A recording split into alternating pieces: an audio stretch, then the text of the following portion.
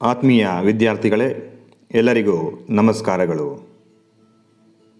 ಆತ್ಮೀಯರೇ, ಈ ಒಂದು ವಿಡಿಯೋದಲ್ಲಿ ಪ್ರಥಮ PUCಯ ಇತಿಹಾಸ ವಿಷಯಕ್ಕೆ ಸಂಬಂಧಪಟ್ಟಂತೆ ಅಧ್ಯಾಯ 4.2ರ ರೋಮನ್ ನಾಗರಿಕತೆಗೆ ಸಂಬಂಧಪಟ್ಟಂತೆ 5 ಅಂಕದ ಪ್ರಶ್ನೆಗಳಿಗೆ ಉತ್ತರಗಳನ್ನು ನಿಮ್ಮ ಮುಂದೆ ಬಿತ್ತರಿಸ್ತಾ ಇದ್ದೇನೆ. 10 ಅಂಕದ ಪ್ರಶ್ನೆಗಳಿಗೆ ಸಂಬಂಧಪಟ್ಟಂತೆ ಎರಡನೇ ಭಾಗದಲ್ಲಿ ಮತ್ತೊಂದು ವಿಡಿಯೋವನ್ನು ನಿಮ್ಮ ಮುಂದೆ ಪ್ರಸ್ತುತಪಡಿಸಲಿದ್ದೇನೆ. ಹಾಗಾಗಿ ಈ ಒಂದು ವಿಡಿಯೋದಲ್ಲಿ ಕೇವಲ 5 ಅಂಕದ ಪ್ರಶ್ನೆಗಳಿಗೆ ಮಾತ್ರ ಉತ್ತರಗಳನ್ನು ನೀಡ್ತಾ ಇದ್ದೇನೆ. ಈ ಒಂದು ಚಾನಲ್ಗೆ ಪ್ರಥಮ ಬಾರಿಗೆ ತಾವು ಆಗಮಿಸಿದ್ದಲ್ಲಿ ಈ ಒಂದು ಚಾನಲನ್ನು ಸಬ್ಸ್ಕ್ರೈಬ್ ಮಾಡಿ ಮತ್ತು ಹೊಸ ವಿಡಿಯೋಗಳನ್ನು ಪಡೆಯಲು ಬೆಲ್ ಬಟನನ್ನು ಕ್ಲಿಕ್ ಮಾಡಿ. ಈ ಕೆಳಗಿನವುಗಳಿಗೆ 15ರಿಂದ 20 ವಾಕ್ಯಗಳಲ್ಲಿ ಉತ್ತರಿಸಿ. ಪ್ರತಿಯೊಂದಕ್ಕೂ 5 ಅಂಕ. 5 ಅಂಕದ ಪ್ರಶ್ನೆಗಳು 15ರಿಂದ 20 ವಾಕ್ಯಗಳಲ್ಲಿ ಉತ್ತರಿಸಿ. ಪ್ರಶ್ನೆ ಸಂಖ್ಯೆ 1. ರೋಮನರು ಮತ್ತು ಕಾರ್ತೇಜರ ನಡುವೆ ನಡೆದ ಯುದ್ಧಗಳನ್ನು ಸಂಕ್ಷಿಪ್ತವಾಗಿ ವಿವರಿಸಿ. ರೋಮನರು ಮತ್ತು ಕಾರ್ತೇಜರ ನಡುವಿನ ಯುದ್ಧಗಳಿಗೆ ಸಂಬಂಧಪಟ್ಟಂತೆ. ಪೀಠಿಕೆ: ಪಶ್ಚಿಮ ಮೆಡಿಟರೇನಿಯನ್ ಪ್ರದೇಶದ ಮೇಲೆ ಹತೋಟಿ ಸಾಧಿಸಲು ರೋಮ್ ಗಣರಾಜ್ಯ ಮತ್ತು ಕಾರ್ತೇಜ್ ಅಂದರೆ ಆಧುನಿಕ ಟ್ಯೂನಿಸ್, ಈಗಿನ ಟ್ಯೂನಿಸ್ ನಡುವೆ ಪ್ಯೂನಿಕ್ ಯುದ್ಧಗಳು ಸಾಮಾನ್ಯ ಶಕ ಪೂರ್ವ 264ರಿಂದ 146ರವರೆಗೆ ನಡೆದವು. ಇದು ದೀರ್ಘಕಾಲದ ಹೋರಾಟವಾಗಿತ್ತು. ಅಂದರೆ ಪ್ರಮುಖವಾಗಿ ಪಶ್ಚಿಮ ಮೆಡಿಟರೇನಿಯನ್ ಪ್ರದೇಶದ ಮೇಲೆ ಹತೋಟಿ ನಿಯಂತ್ರಣ ಸಾಧಿಸಲು ರೋಮ್ ಗಣರಾಜ್ಯ ಮತ್ತು ಕಾರ್ತೇಜ್ಗಳ ನಡುವಿನ 3 ಪ್ರಮುಖ ಯುದ್ಧಗಳು.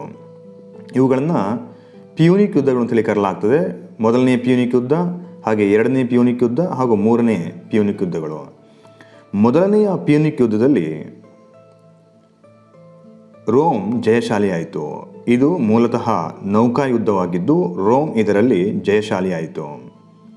ಇನ್ನು ಎರಡನೆಯ ಪ್ಯೂನಿಕ್ ಯುದ್ಧಕ್ಕೆ ಸಂಬಂಧಪಟ್ಟಂತೆ ಈ ಯುದ್ಧದಲ್ಲಿ ಕಾರ್ತೇಜಿಯನ್ನರ ಮೇಧಾವಿ ಸೇನಾಧಿಪತಿಯಾದ ಹ್ಯಾನಿಬಾಲ್ ನಾಯಕತ್ವ ವಹಿಸಿದ್ದ. ಎರಡನೇ ಪ್ಯೂನಿಕ್ ಯುದ್ಧದಲ್ಲಿ ಕಾರ್ತೇಜಿಯನ್ನರ ನಾಯಕತ್ವವನ್ನು ಅವರ ಶ್ರೇಷ್ಠ ಸೇನಾಧಿಪತಿಯಾದ ಹ್ಯಾನಿಬಲ್ ನಾಯಕತ್ವವನ್ನು ವಹಿಸಿದ್ದ. ಹಾಗಾಗಿ ಇಲ್ಲಿ ಪ್ರಮುಖವಾಗಿ ನೀವು ನೆನಪಿಟ್ಕೊಳ್ಬೇಕಾಗಿದ್ದು ಹ್ಯಾನಿಬಾಲ್ಗೆ ಸಂಬಂಧಪಟ್ಟಂತೆ.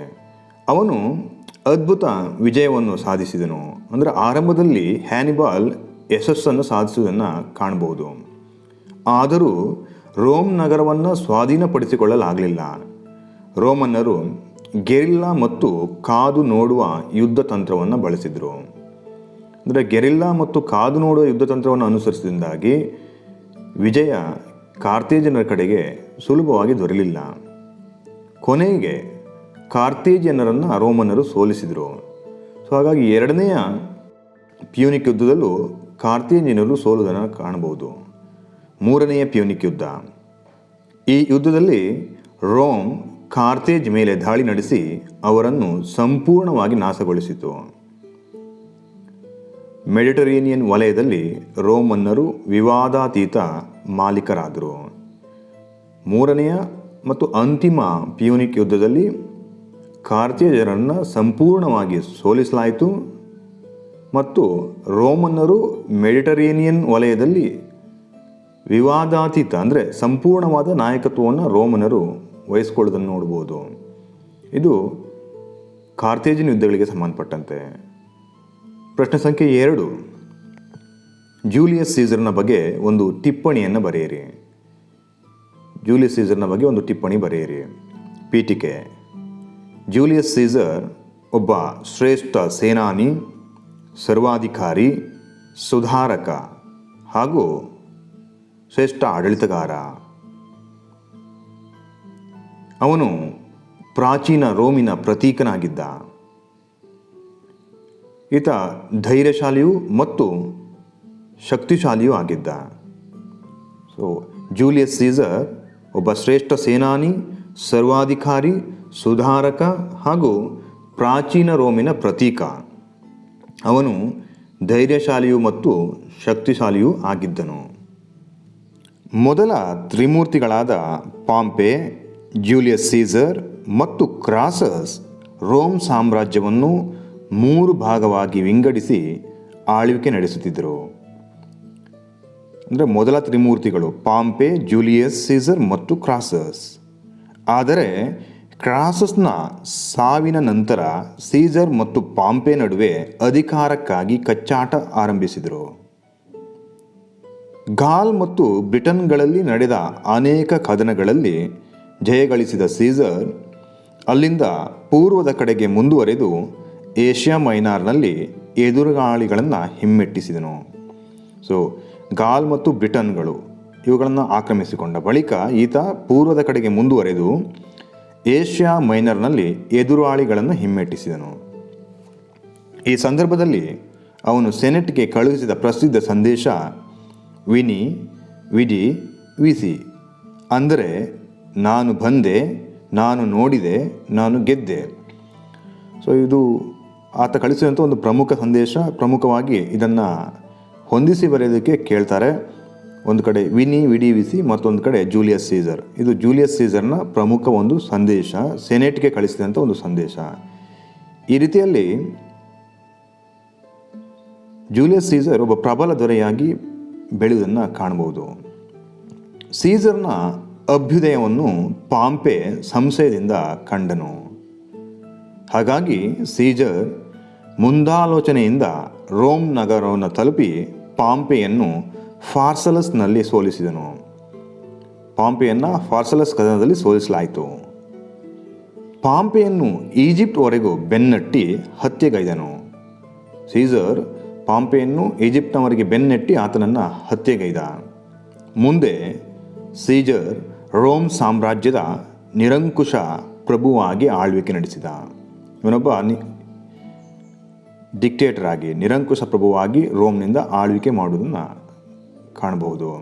ಆದರೆ ಸಾಮಾನ್ಯ ಶಕಾಪೂರ್ವ 44ರಲ್ಲಿ ಅವನು ಲಿಬರೇಟರ್ಸ್ ಗುಂಪಿನ ಮುಖಂಡ ಬ್ರೂಟಸ್ನಿಂದ ಸೆನೆಟಿನ ಸಭೆಯಲ್ಲಿ ಹತನಾದ.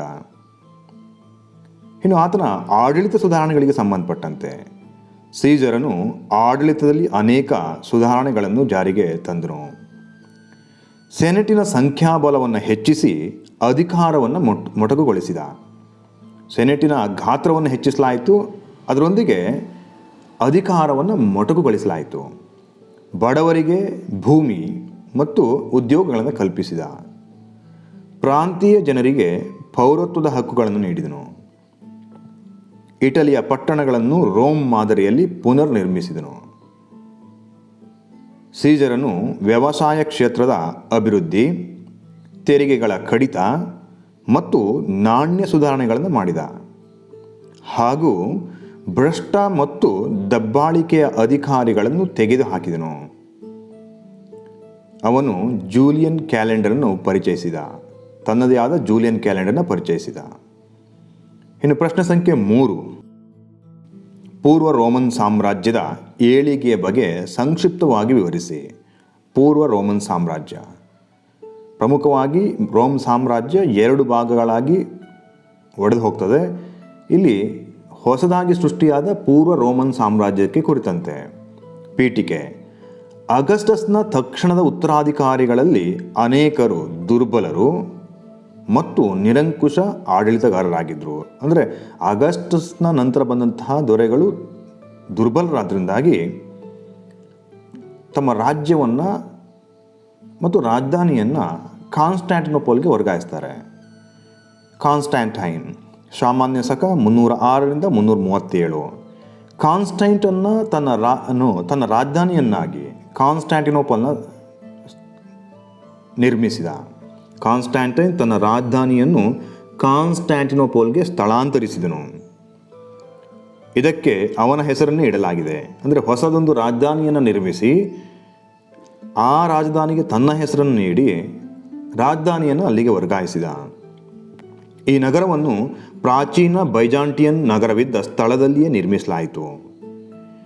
ಮಿಲನಿನ ರಾಜಾಜ್ಞೆಯಲ್ಲಿ ಕ್ರೈಸ್ತರಿಗೆ ತಮ್ಮ ಮತವನ್ನು ಅನುಸರಿಸಲು ಸ್ವಾತಂತ್ರ್ಯವನ್ನು ಕೊಟ್ಟನು. ಹೀಗೆ ತನ್ನ ಸಾಮ್ರಾಜ್ಯದಲ್ಲಿ ಕ್ರೈಸ್ತೀಕರಣವನ್ನು ಪ್ರಾರಂಭಿಸಿದ. ಇನ್ನು ಪೂರ್ವ ರೋಮನ್ ಸಾಮ್ರಾಜ್ಯದ ಮತ್ತೋರ್ವ ಶ್ರೇಷ್ಠ ದೊರೆ ಜಸ್ಟೀನಿಯನ್ಗೆ ಸಂಬಂಧಪಟ್ಟಂತೆ.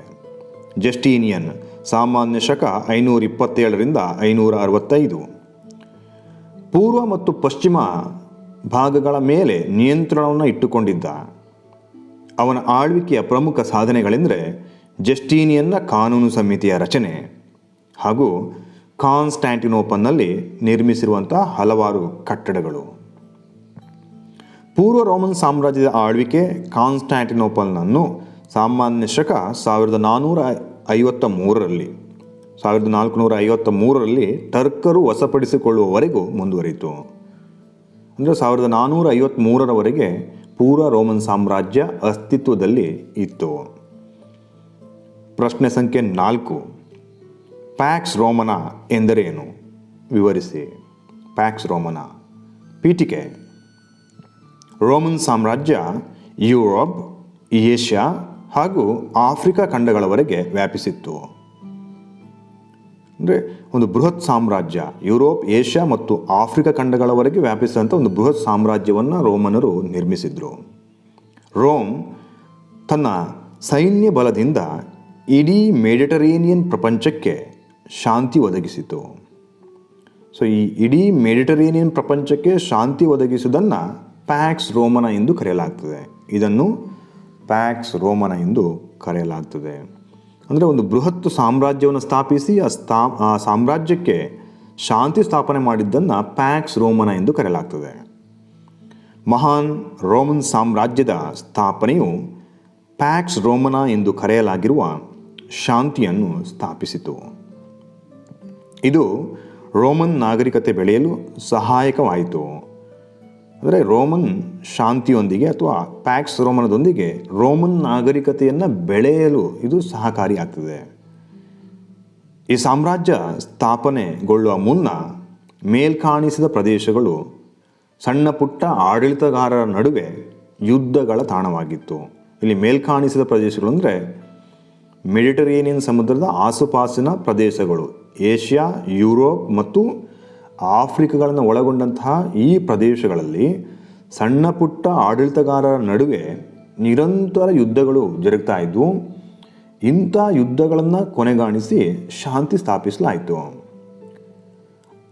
ಅಗಸ್ಟಸ್ನ ಕಾಲದಿಂದ ಮಾರ್ಕಸ್ ಅರೇಲಿಯಸ್ ಅಂದರೆ ಸಾಮಾನ್ಯ ಶಕ ಪೂರ್ವ 29ರಿಂದ ಸಾಮಾನ್ಯ ಶಕ 180ರವರೆಗಿನ ಕಾಲ, ಅಂದರೆ ಸುಮಾರು 2 ಶತಮಾನಗಳ ಕಾಲ ಈ ಸಾಮ್ರಾಜ್ಯ ಶಾಂತಿಯನ್ನು ಅನುಭವಿಸಿತು.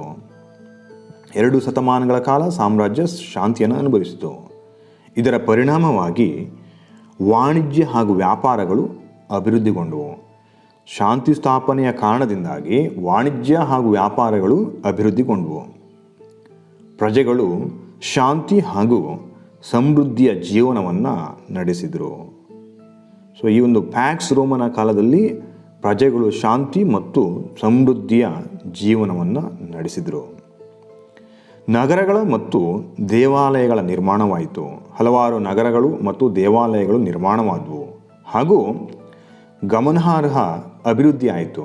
ಇಡೀ ರೋಮ್ ಸಾಮ್ರಾಜ್ಯದಲ್ಲಿ ಒಂದು ಗಮನಾರ್ಹವಾದ ಅಭಿವೃದ್ಧಿಯಾಗುವುದನ್ನು ಗಮನಿಸ್ಬೋದು. ರೋಮ್ನ ಆಳ್ವಿಕೆಗೆ ಒಳಪಟ್ಟ ಎಲ್ಲರಿಗೂ ರೋಮನ್ ಪೌರತ್ವ ನೀಡಲಾಯಿತು. ಇಡೀ ರೋಮನ್ನ ನಿಯಂತ್ರಣದಿದ್ದಂಥ ಪ್ರದೇಶಗಳ ಎಲ್ಲ ನಾಗರಿಕರುಗಳಿಗೆ ರೋಮ್ನ ಪೌರತ್ವವನ್ನು ನೀಡಲಾಯಿತು. 5. ರೋಮನ್ ಕಾನೂನಿನ ಬಗ್ಗೆ ಒಂದು ಟಿಪ್ಪಣಿ ಬರೆಯಿರಿ. ರೋಮನ್ ಲಾ, ರೋಮನ್ ಕಾನೂನಿನ ಬಗ್ಗೆ ಒಂದು ಟಿಪ್ಪಣಿಯನ್ನು ಬರೆಯಿರಿ. ಪೀಠಿಕೆ. ರೋಮನ್ನರ ಅಪರಿಮಿತ ಬೌದ್ಧಿಕ ಕೊಡುಗೆಗಳಲ್ಲಿ ಕಾನೂನು ವ್ಯವಸ್ಥೆಯ ರಚನೆ ಅಗ್ರಮಾನ್ಯವಾಗಿದೆ. ಅಂದರೆ ಹಲವಾರು ಬೌದ್ಧಿಕ ಕೊಡುಗೆಗಳನ್ನು ನೀಡಿದ್ದಾರೆ. ಅವುಗಳಲ್ಲಿ ಅಗ್ರಮಾನ್ಯವಾದಂಥದ್ದು ಅವರು ಕೊಟ್ಟಂತಹ ಕಾನೂನು ಸಂಹಿತೆಯ ಕೊಡುಗೆಗಳು. ಅವರ ಕಾನೂನುಗಳು ಇಂದಿನ ವಿಶ್ವದ ನಾಗರಿಕ ದೇಶಗಳ ಮೇಲೆ ಗಾಢವಾದ ಪ್ರಭಾವವನ್ನು ಬೀರಿವೆ. ಅಂದರೆ ಆ ರೋಮನರು ಜಾರಿಗೆ ತಂದಂಥ ಕಾನೂನುಗಳು ಪ್ರಸ್ತುತ ಸನ್ನಿವೇಶದಲ್ಲೂ ಜಗತ್ತಿನ ವಿವಿಧ ನಾಗರಿಕ ದೇಶಗಳು ಅವುಗಳನ್ನು ಅಳವಡಿಸಿಕೊಂಡು ಮುಂದುವರಿತಾ ಇವೆ. ರೋಮನರ ಕಾನೂನು ಮತ್ತು ಆಡಳಿತ ವ್ಯವಸ್ಥೆಯು ವಿಶಾಲ ಸಾಮ್ರಾಜ್ಯದ ಮೇಲೆ ನಿಯಂತ್ರಣ ಸಾಧಿಸಲು ಸಮರ್ಥರನ್ನಾಗಿಸಿತು. ಅಂದರೆ ಒಂದು ಬೃಹತ್ ಸಾಮ್ರಾಜ್ಯವನ್ನು ಸ್ಥಾಪಿಸಲಾಯಿತು. ಆ ಬೃಹತ್ ಸಾಮ್ರಾಜ್ಯವನ್ನು ನಿಯಂತ್ರಿಸಲಿಕ್ಕೆ ಈ ಕಾನೂನುಗಳು ಸಮರ್ಥರನ್ನಾಗಿಸಿತು. ಆಂಗ್ಲ ಪದಗಳಾದ ಕಾನೂನು ಅಂದರೆ ಲಾ, ಕಾಯ್ದೆ ಅಂದರೆ ಲೆಜಿಸ್ಲೇಷನ್, ನ್ಯಾಯ ಅಂದರೆ ಜಸ್ಟಿಸ್, ಸಮಾನತೆ ಅಂದರೆ ಈಕ್ವಾಲಿಟಿ ಮತ್ತು ತೀರ್ಪು ಅಂದರೆ ಜಡ್ಜ್ಮೆಂಟ್. ಆಂಗ್ಲ ಪದಗಳಾದಂತಹ ಲಾ, ಲೆಜಿಸ್ಲೇಷನ್, ಜಸ್ಟಿಸ್, ಈಕ್ವಾಲಿಟಿ, ಜಡ್ಜ್ಮೆಂಟ್ ಹೀಗೆ ಹಲವಾರು ಕಾನೂನು ಸಂಬಂಧಿ ಪದಗಳು ಮೂಲತಃ ಲ್ಯಾಟಿನ್ ಭಾಷೆಯಿಂದ ಬಂದಿವೆ. ಇವತ್ತು ಸಹ ನಾವು ಉಪಯೋಗಿಸುವಂತಹ ಹಲವಾರು ಆಂಗ್ಲ ಭಾಷೆಯ ಕಾನೂನು ಸಂಬಂಧಿ ಪದಗಳು ಲ್ಯಾಟಿನ್ ಮೂಲದಿಂದ ಬಂದಿವೆ. ಹಾಗಾಗಿ ಲ್ಯಾಟಿನ್ ಕಾನೂನುಗಳು ಅಥವಾ ರೋಮನರ ಕಾನೂನುಗಳು ಇವತ್ತು ವಿಶ್ವವ್ಯಾಪಿ ಪ್ರಭಾವ ಬೀರಿರುವುದನ್ನು ಕಾಣಬಹುದು. ರೋಮನರ ಬಹುತೇಕ ಆರಂಭಿಕ ಕಾನೂನುಗಳನ್ನು ಪುರೋಹಿತರು ಅರ್ಥೈಸುತ್ತಿದ್ದರು. ಅಂದರೆ ಆರಂಭದಲ್ಲಿ ರೋಮನರ ಕಾನೂನುಗಳನ್ನು ಪುರೋಹಿತರು ಅರ್ಥೈಸುತ್ತಿದ್ದರು. ಮೊದಲನೆಯ ಲಿಖಿತ ಸಂಹಿತೆ, first return code of law, ಮೊದಲನೆಯ ಲಿಖಿತ ಸಂಹಿತೆ 12 ಕೋಷ್ಟಕಗಳು ಅಂದರೆ 12 ಟೇಬಲ್ಸ್ ರೂಪದಲ್ಲಿ ಜಾರಿಗೆ ಬಂದಿತ್ತು. ರೋಮ್ನ ಕಾಯ್ದೆಗಳನ್ನು 2 ಭಾಗಗಳಾಗಿ ವಿಂಗಡಿಸಬಹುದು. ಮೊದಲನೆಯದು ದ ಜೆಸ್ ಸಿವಿಲಿ, ಇದು ರೋಮ್ ನಾಗರಿಕರಿಗೆ ಮಾತ್ರ ಅನ್ವಯವಾಗುತ್ತಿತ್ತು. ಜೆಸ್ ಸಿವಿಲಿ ಕೇವಲ ರೋಮ್ ನಾಗರಿಕರಿಗೆ ಮಾತ್ರ. ಎರಡನೆಯದು ಜೆಸ್ ಜೆಂಟಿಯಮ್, ಇದು ರೋಮ್ನಲ್ಲಿದ್ದ ವಿದೇಶಿಯರಿಗೆ ಹಾಗೂ ರೋಮ್ ಪೌರತ್ವವಿಲ್ಲದೆ ರೋಮ್ ಸಾಮ್ರಾಜ್ಯದಲ್ಲಿ ವಾಸ ಮಾಡುವಂಥ ಜನರಿಗೆ ಅನ್ವಯವಾಗಿತ್ತು. ಜೆಸ್ ಜೆಂಟಿಯಮ್, ಜೆಸ್ ಸಿವಿಲಿ ಮತ್ತು ಜೆಸ್ ಜೆಂಟಿಯಮ್. ಜಸ್ಟೀನಿಯನ್ ಎಂಬ ಪೂರ್ವ ರೋಮಿನ ಸಾಮ್ರಾಟ ರೋಮ್ನ ಕಾನೂನುಗಳನ್ನು ಸಂಪೂರ್ಣವಾಗಿ ವಿಂಗಡಿಸಿ ಕ್ರೋಢೀಕರಿಸಿದನು. ಅಂದರೆ ಈ 12 ಕೋಷ್ಟಕಗಳ ಬಳಿಕ ರೋಮ್ನಲ್ಲಿದ್ದಂಥ ಎಲ್ಲ ಕಾನೂನುಗಳನ್ನು ಸಂಗ್ರಹಿಸಿ ಅವುಗಳನ್ನು ವಿಂಗಡಿಸಿ ಕ್ರೋಢೀಕರಿಸಿದವನು ಜಸ್ಟೀನಿಯನ್. ಇದನ್ನು ಜಸ್ಟೀನಿಯನ್ ಕಾನೂನು ಸಂಹಿತೆ ಅಂತೇಳಿ ಕರೆಯಲಾಗ್ತದೆ. ಹೀಗೆ ರೋಮ್ ಸಾಮ್ರಾಜ್ಯವು ಕಾನೂನು ಸುಧಾರಣೆಗಳ ಸರಣಿಯನ್ನೇ ಕಂಡಿತು ಮತ್ತು ನ್ಯಾಯಶಾಸ್ತ್ರ ವಿಜ್ಞಾನಕ್ಕೆ ಕೊಡುಗೆಗಳನ್ನು ನೀಡಿದರು. ಇನ್ನು ಪ್ರಶ್ನೆ ಸಂಖ್ಯೆ 6, ಭಾಷೆ ಮತ್ತು ಸಾಹಿತ್ಯಕ್ಕೆ ರೋಮನ್ನರ ಕೊಡುಗೆಗಳೇನು? ಭಾಷೆ ಮತ್ತು ಸಾಹಿತ್ಯಕ್ಕೆ ರೋಮನ್ನರ ಕೊಡುಗೆಗಳು. ಪೀಠಿಕೆ. ಲ್ಯಾಟಿನ್ ಪ್ರಾಚೀನ ರೋಮನ್ ಸಾಮ್ರಾಜ್ಯದ ಭಾಷೆಯಾಗಿತ್ತು. ಲ್ಯಾಟಿನ್ ಪ್ರಾಚೀನ ರೋಮನ್ ಸಾಮ್ರಾಜ್ಯದ ಮುಖ್ಯ ಭಾಷೆಯಾಗಿತ್ತು. ಲ್ಯಾಟಿಯಂ ಮೂಲ ನಿವಾಸಿಗಳು ತಮ್ಮದೇ ಭಾಷೆಯ ಶೈಲಿಯನ್ನು ರೂಪಿಸಿಕೊಂಡರು. ಅಂದರೆ ಗ್ರೀಕ್ ಭಾಷೆಯ ಬೆಳವಣಿಗೆ ಬಳಿಕ ಲ್ಯಾಟಿಯಂ ಮೂಲ ನಿವಾಸಿಗಳು ತಮ್ಮದೇ ಭಾಷೆಯ ಶೈಲಿ ಅಂದರೆ ಲ್ಯಾಟಿನ್ ಭಾಷೆಯ ಶೈಲಿಯನ್ನು ರೂಪಿಸಿಕೊಂಡರು. ರೋಮ್ನ ಪತನಕ್ಕೆ ಮುಂಚೆ ಅಂದರೆ ರೋಮ್ ಸಾಮ್ರಾಜ್ಯದ ಅವನತಿಗಿಂತ ಮುಂಚಿತವಾಗಿ ಲ್ಯಾಟಿನ್ ಭಾಷೆ ಬಹುತೇಕ ನಾಗರಿಕ ಪ್ರಪಂಚದ ಅಂಗೀಕೃತ ಭಾಷೆಯಾಗಿತ್ತು. ಚರ್ಚ್, ವಿಜ್ಞಾನ, ವೈದ್ಯಕೀಯ, ಕಾನೂನು ಹಾಗೂ ಶಿಕ್ಷಣದ ಭಾಷೆಯಾಗಿ ಲ್ಯಾಟಿನ್ ಉಳಿಯಿತು. ಪ್ರಮುಖವಾಗಿ ಚರ್ಚ್, ವಿಜ್ಞಾನ, ವೈದ್ಯಕೀಯ, ಕಾನೂನು ಹಾಗೂ ಶಿಕ್ಷಣದ ಭಾಷೆಯಾಗಿ ಲ್ಯಾಟಿನ್ ಉಳಿಯಿತು. ಮಧ್ಯಕಾಲೀನ ಯುಗದುದ್ದಕ್ಕೂ ಯುರೋಪಿನ ಹೆಚ್ಚಿನ ಲಿಖಿತ ವ್ಯವಹಾರಗಳಲ್ಲಿ ಇದನ್ನು ಬಳಸಲಾಗುತ್ತಿತ್ತು. ಇಡೀ ಮಧ್ಯಕಾಲದಲ್ಲಿ ಲ್ಯಾಟಿನ್ ಭಾಷೆಯನ್ನು ಪ್ರಮುಖ ಆಡಳಿತ ಭಾಷೆಯನ್ನಾಗಿ ಉಪಯೋಗಿಸಲಾಯಿತು. ಸಾಹಿತ್ಯ ರಂಗಕ್ಕೆ ಸಂಬಂಧಪಟ್ಟಂತೆ ಸಾಹಿತ್ಯ ರಂಗದಲ್ಲಿ ರೋಮನ್ನರು ಗ್ರೀಕರನ್ನು ಅನುಕರಿಸಲು ಪ್ರಯತ್ನಿಸಿದರು. ಸಿಸಿರೋನ ಗದ್ಯಕೃತಿಗಳು ಮತ್ತು ಕ್ಯಾಟುಲಸ್ ಹಾಗೂ ಲೂಕ್ರಟಿಸ್ನ ಕಾವ್ಯಗಳು ಲ್ಯಾಟಿನ್ ಸಾಹಿತ್ಯದ ಸುವರ್ಣ ಯುಗದ ಸಂದೇಶವಾಹಕಗಳಾಗಿವೆ. ಜೂಲಿಯಸ್ ಸೀಸರ್ ಗಾಲಿಕ್ ವಾರ್ ಮತ್ತು ಸಿವಿಲ್ ವಾರ್ ಎಂಬ ಕೃತಿಗಳನ್ನು ರಚಿಸಿದನು. ಜೂಲಿಯಸ್ ಸೀಸರ್ನ 2 ಪ್ರಮುಖ ಕೃತಿಗಳು ಗಾಲಿಕ್ ವಾರ್ ಮತ್ತು ಸಿವಿಲ್ ವಾರ್ಸ್. ಅಗಸ್ಟೀನಿಯನ್ ಯುಗದಲ್ಲಿ ಹೆಸರಾಂತ ಸಾಹಿತಿಗಳಾದ ವರ್ಜಿಲ್, ಹೊರೇಸ್, ಲಿವಿ ಮತ್ತು ಓವಿಡ್ ಅವರ ಬರವಣಿಗೆಗಳನ್ನು ಕಂಡಿತು. ಅಂದರೆ ಅಗಸ್ಟೀನಿಯನ್ ಯುಗದಲ್ಲಿ ಲಿವಿ, ವರ್ಜಿಲ್, ಹೊರೇಸ್, ಓವಿಡ್ಗಳ ಮೊದಲಾದಂತಹ ಸಾಹಿತಿಗಳು ಬರವಣಿಗೆಗಳನ್ನು ಜನಪ್ರಿಯಗೊಳಿಸಿದರು. ವರ್ಜಿಲ್ಗೆ ರೋಮ್ನ ದಿವ್ಯ ಧ್ವನಿ, ವಾಯ್ಸ್ ಆಫ್ ರೋಮ್ ಎಂಬ ಬಿರುದನ್ನು ನೀಡಲಾಗಿತ್ತು. ವರ್ಜಿಲ್ನನ್ನು ರೋಮ್ನ ದಿವ್ಯ ಧ್ವನಿ ಅಥವಾ ವಾಯ್ಸ್ ಆಫ್ ರೋಮ್ ಎಂದು ಕರೆಯಲಾಗ್ತಿತ್ತು. ಇವನ ಕೃತಿ ಏನಿಯಾಡ್. ಆಗಸ್ಟಸ್ನ ಯುಗ, ಹೋರೇಸ್ನ ಕಾವ್ಯಗಳು ಮತ್ತು ಲಿವಿಯ ನ್ಯಾಚುರಲ್ ಹಿಸ್ಟ್ರಿ. ಅಲ್ಲದೆ ಇನ್ನೊಂದು ಅವನ ಪ್ರಮುಖ ಕೃತಿ ಲಿವಿಯ ರೋಮನ್ ಹಿಸ್ಟ್ರಿಗಳಿಗೆ ಜನಪ್ರಿಯವಾಗಿದೆ. ರಜತ ಯುಗದಲ್ಲಿ ಅಂದರೆ ಗೋಲ್ಡನ್ ಏಜ್ನ ನಂತರ ರಜತ ಯುಗ, ಸಿಲ್ವರ್ ಏಜ್ನಲ್ಲಿ ಸೆನೆಕನ ದುರಂತ ನಾಟಕಗಳು, ಜುವೆನಲ್ ವಿಡಂಬನ ಕಾವ್ಯ ಅಂದರೆ ಸಥೈರ್ ಮತ್ತು ಟಾಸಿಟಸ್ನ ಸ್ಥಿತಿಪ್ರಜ್ಞೆ ಚರಿತ್ರೆಗಳು, ಸ್ಕೆಪ್ಟಿಕಲ್ ಹಿಸ್ಟ್ರೀಸ್ ರಚಿತಗೊಂಡವು. ಪ್ರಮುಖವಾಗಿ ಸೆನೆಕನ ದುರಂತ ನಾಟಕಗಳು, ಜುವೆನಲ್ ವಿಡಂಬನ ಕಾವ್ಯಗಳು ಮತ್ತು ಟಾಸಿಟಸ್ನ ಸ್ಕೆಪ್ಟಿಕಲ್ ರೈಟಿಂಗ್ಸ್ಗಳು ಜನಪ್ರಿಯವಾಗ್ತವೆ. ಟಾಸಿಟಸ್ನ ಇತರೆ ಕೃತಿಗಳೆಂದರೆ, ರೋಮ್ನ ಪ್ರಖ್ಯಾತ ಇತಿಹಾಸಕಾರ ಟಾಸಿಟಸ್ನ ಇತರ ಕೃತಿಗಳೆಂದರೆ ಅನಲ್ಸ್ ಮತ್ತು ಹಿಸ್ಟರೀಸ್.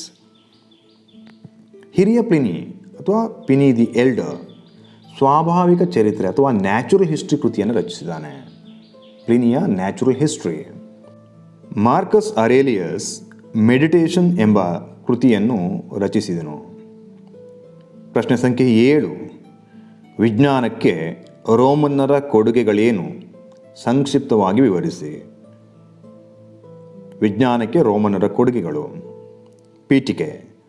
ವಿಜ್ಞಾನದಲ್ಲಿ ರೋಮನ್ನರ ಕೊಡುಗೆಗಳು ಸೀಮಿತವಾಗಿವೆ.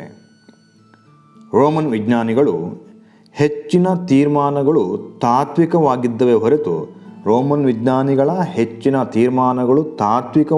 ಹೊರತು ಜಾಗರೂಕ ಪ್ರಯೋಗಗಳಿಂದ ಕೂಡಿರಲಿಲ್ಲ. ಅಂದರೆ ಪ್ರಮುಖವಾಗಿ ಪ್ರಯೋಗಗಳನ್ನು ಆಧರಿಸಿದ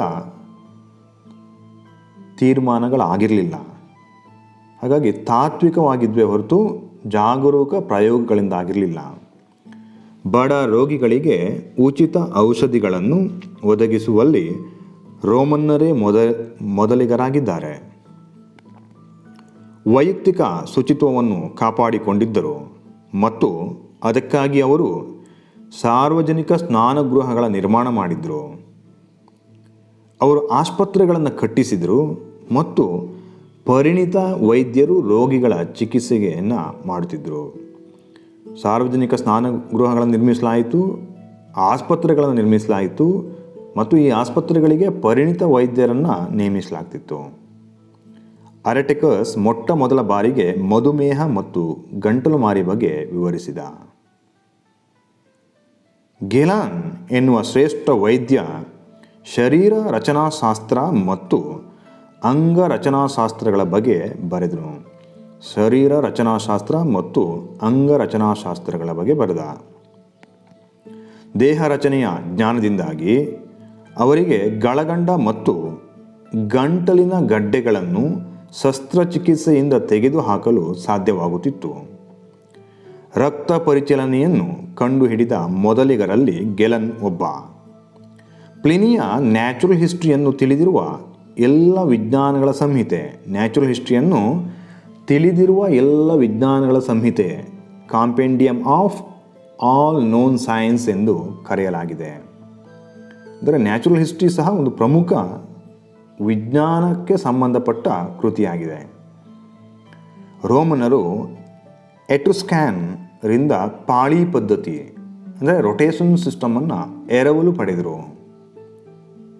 ರೋಮನ್ನರ ಸಂಖ್ಯಾ ಪದ್ಧತಿಯಾದ ಐ ಅಥವಾ ಎಕ್ಸ್ ಅಂದರೆ ರೋಮನ್ ಸಂಖ್ಯೆಗಳಾದಂಥ ಐ ಅಥವಾ ವಿ, ಎಕ್ಸ್ ಅಥವಾ ಎಲ್, ಸಿ, ಎಮ್ ಈ ರೀತಿಯ ಸಂಖ್ಯೆಗಳು ಈಗಲೂ ಪ್ರಚಲಿತವಾಗಿವೆ. ರೋಮನ್ ಅಂಕೆಗಳನ್ನು ಈಗಲೂ ಸಹ ಕೆಲವು ಸಂದರ್ಭದಲ್ಲಿ ಉಪಯೋಗಿಸಲಾಗ್ತದೆ. ಪ್ರಾಚೀನ ರೋಮನ್ನರು ಸಂಖ್ಯೆಗಳನ್ನು ವಾಣಿಜ್ಯ ಗಣಿತದಲ್ಲಿ ಉಪಯೋಗಿಸುತ್ತಿದ್ದರು. ವಾಣಿಜ್ಯ ಗಣಿತದಲ್ಲಿ ರೋಮನ್ನರು ತಮ್ಮ ಸಂಖ್ಯೆಗಳನ್ನು ಉಪಯೋಗಿಸ್ತಾ ಇದ್ದರು. ಪ್ರಶ್ನೆ ಸಂಖ್ಯೆ 8. ಕಲೆ ಮತ್ತು ವಾಸ್ತುಶಿಲ್ಪಕ್ಕೆ ಪ್ರಾಚೀನ ರೋಮನ್ನರ ಕೊಡುಗೆಗಳೇನು? ಕಲೆ ಮತ್ತು ವಾಸ್ತುಶಿಲ್ಪಕ್ಕೆ ಪ್ರಾಚೀನ ರೋಮನ್ನರ ಕೊಡುಗೆಗಳು. ಪೀಠಿಕೆ. ರೋಮನ್ನರು ಅದ್ಭುತ ಕಟ್ಟಡಗಳ ನಿರ್ಮಾಣದಲ್ಲಿ ಸುಪ್ರಸಿದ್ಧರು. ಅವರ ಕಾಲದಲ್ಲಿ ದೇವಾಲಯಗಳು, ರಂಗಮಂದಿರಗಳು, ಸಾರ್ವಜನಿಕ ಕಟ್ಟಡಗಳು, ಸ್ನಾನಗೃಹಗಳು ಮತ್ತು ಮನೆಗಳು ಬಹುಸಂಖ್ಯೆಯಲ್ಲಿ ನಿರ್ಮಾಣವಾದವು. ಅಂದರೆ ಹಲವಾರು ದೇವಾಲಯಗಳು, ರಂಗಮಂದಿರಗಳು, ಹಾಗೆ ಸಾರ್ವಜನಿಕ ಕಟ್ಟಡಗಳು, ಸ್ನಾನಗೃಹಗಳು ಮತ್ತು ಮನೆಗಳು ಬಹುಸಂಖ್ಯೆಯಲ್ಲಿ ನಿರ್ಮಾಣವಾದವು. ಅಂದರೆ ವಾಸ್ತುಶಿಲ್ಪಕ್ಕೆ ತಮ್ಮದೇ ಆದ ಕೊಡುಗೆಗಳನ್ನು ನೀಡಿದ್ದಾರೆ.